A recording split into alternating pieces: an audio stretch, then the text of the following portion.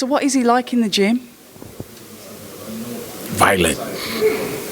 He is. He's dedicated. He's serious. But when he's in the ring and he's sparring, he's very violent guy. He don't. Student of the game, always picking our brain, which is, that's what he wants. So we, as coaches, we want to just unload this information, and just having that open mind mentality and knowing why he's there. It's not to know everything and humbling yourself and to take in much as possible and apply it to himself. Yeah, he is going to be himself, and we're going to allow him to be himself. We're not going to try to change anything. We just want to add to what he's already bringing to the table. Exactly. We're confident that he's going to win.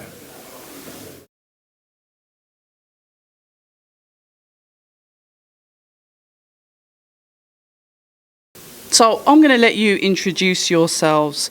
I am Abs of October Red Boxing, and I'm delighted to be joined by Team Buatsi. So for our viewers at home, we want to get to know you a little bit and your journey with Joshua. So over to yourself first. Let us know who you are and what your role is within Team Buatsi. My name is Donald Eames. They call me Cutman Don in the boxing world. And I've been with Buatsi now this is his third fight. And this is Coach Jeff. How you doing? Coach Jeff Rael? Oh, go ahead. Yeah. I've already got one of them. Right. Nah, Coach, yeah. I'm working with Josh now, 3 year or third fight going on at the beginning of the pandemic. He came to the States and jumped right into it, so just getting him ready. Talking about getting him ready, you said that you've been with him more or less since he decided to leave the British shores and take that challenge to be trained by Virgil. What is Joshua Buatsi like to train? What is he like as a fighter in that gym? Because he's very reserved and respectful and quite private. So what is he like in the gym? Violent. He is. He's dedicated. He's serious. But when he's in the ring and he's sparring, he's very violent guy. He don't play around at all. So we're looking for the same thing to occur in this fight. He's going to be violent. And yourself? Working with Josh, it's been awesome. Student of the game, always picking our brain, which is, that's what he wants. So we, as coaches, we want to just unload this information. So anytime you have a question about anything, you want some more understanding of what we're doing, we break it down. We have the time. He gets into camp early. Never says no when we tell him to do something. Hard worker. And as a coach, that's what you're looking for in a student, in a sense. We call ourselves coaches, but in a sense, we're more teachers. So. And we talk about that kind of like studious mentality. A fighter that is willing to learn, a fighter then that is accepting that he's still on a journey. There's still things to understand. He doesn't know as much as maybe he thinks he does. How is that then to you guys as a coach? How do you find that? Because some fighters will come into the gym. I've heard the stories. I've spoke to plenty of coaches. They already think they know everything. You cannot tell them anything. So what is it like then to have somebody that's like, okay, teach me? Well, he's a pleasure to work with that kind of attitude, because he lets you know that he wants to know more. He wants to learn more. He wants to improve. And so that gives the trainers a source of satisfaction that you have a student like that wants to learn and that wants to achieve his goals. So it's a pleasure to work with him. And yourself? Right, just adding on, just having an open mind and understanding, he already accomplished so much as, Olympian and everything there. He came there for a reason, to get a understanding what we're doing over here on this side of the world, as far as California and in the States, y'all would say. So, and just having that open mind mentality and knowing why he's there. It's not to know everything and humbling yourself and to take in much as possible and apply it to himself. I'm not saying he's trying to be anybody but himself, and take a little from here, add a little there, and just keep growing as a person and as a boxer. And as a coach then, coaches, what is important to you for your fighter? Because some coaches will try and mould them into a fighter they want them to be. How is it that you adjust Joshua to become a better version of himself? Because that's all it is at the end of the day. He said it up there on the top table. What are you going to do when you get in the ring? He said he's going to be himself. Yeah, he is going to be himself, and we're going to allow him to be himself. We're not going to try to change anything. We just want to add to what he's already bringing to the table. Exactly. And if he does that, if he does his job and we do our job, we're going to win. We speak about Joshua as a technical boxer. I always said that I used to call him the surgeon because he's quite accurate with his shots. This is obviously pre-Virgil. Before he went to you, I've been watching him for years. He's somebody that hunts down his opponents. He watches them, he studies them, and the shots that he takes are important because he wants them to land. He wants them to hurt. So in your camp, you lot, come on, talk to me. What you've said is very true. From what you observed in the past, that's him for real. And I've been very impressed with his improvements since he's been with us. His power, his dedication. We're good. Yeah, and adding on, like Don said, we're not taking away anything that Josh does. It's just, improving every day, mentally, at this level, going back again.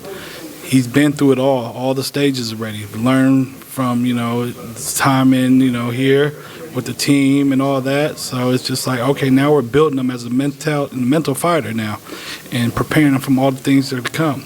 At this level, everybody has speed, power, agility, but where is it going to separate itself at?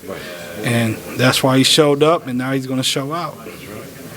We talk about that, and one thing I will say, I know he's not here, so I can't actually ask him, but Virgil is a coach that he speaks sort of like in parables. There is no, when you come back into the corner, he won't say, now, you see when he's throwing that shot, I want you to do this, this, and this. He almost speaks biblical, if that makes sense. He speaks in parables. It's like you need to take him home now, and it's all of that kind of wording. With that style that Virgil has, how does a fighter then interpret that into boxing language? That's what I'm getting at. Yeah, let me say, because obviously we put in work in training camp. So if we get to a fight and have to explain combinations, we're not doing our job correctly. And we want them to be themselves. We don't want them in there thinking about what they have to do, catch, shoot, throw this. No, he's in there in the fight. He got to see it for himself. So all we're doing is keeping them sharp. From that point on, hey, man, it's all on you, bro. Yeah, the instructions will be short and to the point. It's like you said, it's a certain language in boxing. You don't have to say exactly, it don't have to be a long sentence. What you're trying to, no. You just say certain things and they understand what you mean. It's the language. And that language is really important because I'm going to quickly move on before we close off. So obviously, Yoka versus Bacoli on the weekend. I did hear Virgil giving Yoka that advice in the corner. But when obviously he was in the ring, I started to hear a Virgil get more animated and literally like screaming at him what to do. How is that then? Because it can get frustrating when, like you said, they've gone through the camp. They've gone through the training. You shouldn't have to shout out those prescriptive instructions, but the fighter's going in there and it's like he's not performing as well as he should be. Every fight is different. We all know that. And certain times, being home and having the weight on your shoulders, it gets even more so, harder to get in there. And when you raise your voice, it's just being assertive sometimes. The direction still don't change. The game plan really don't change. And it's a constant reminder. You gotta pull that energy and, and hand it over in a sense. Even when you see your fighter, their energy levels going down, you gotta give them something too. So that's what it is really. So it's not about yelling or raising the voice. It's about energy transfer. Right, exactly. Like, we're here for you. We still know you got it. And it's just, it gets into almost, just motivational stuff too sometimes, because sometimes You don't know where you got to pull it from. Right, which is very true. I mean, one of the greatest moments that I had in the corner with Virgil was when he fought Kovalev. Yep. And Kovalev dropped Dre. Dre came back to the corner, and Virgil told him, he said, Ray Leonard got up. He said, Ali got up. And when you say things like that to your fighter, it takes him to another level. And Virgil has that. He's one of the best I know in terms of how to encourage his fighter to the win, push him to the win. It's more like you're saying, he's more motivational. And this is what I'm trying to get across to the viewers, is that he's more of a motivational coach. The hard work, the training, the drills, the sparring, everything is done in camp. But like you said, when you go into that ring, it's on the fighter. So maybe he could pull the fighter back in and tell him 1,000 things, sorry. Well, like all good coaches, they motivate. They should be able to motivate. But Virgil is really not a motivational kind of guy. He's a very reserved, am I right, Jeff? For sure. He's very reserved and quiet. Very, very quiet. You can barely hear his voice sometimes, but he knows what to say. But when it's time for him to raise his voice, he'll do it. And that is definitely what we saw on the weekend. So we move into this fight, a fight that us Brits and fair enough yourselves are looking forward to see. There's something about the UK with domestic fights. We really love domestic fights. Joshua Buatsi and Craig Richards is a massive domestic fight for us, and we are really all passionate about it. Yes, you are Team Buatsi. Obviously, you're his coaches, his mentors, almost his family now. How do you see this fight going? As in, yes, he's going to win, but how do you see the fight coming to conclusion? We'll have to see. I really can't say that. I wish I could, but we're confident that he's going to win. We're going to stay quiet as kept, of course, and let the show just, y'all get to see it Saturday night, and you'll see all the work we put in and he put in, and it's gonna be a good one for sure. So. Thank you so much for your time, gentlemen. I can see why Joshua has chosen yourselves, because he's not a shouter, he's not a screamer, he's not someone that's loud. He's quite reserved, and he lets the talking happen in the ring. I get it.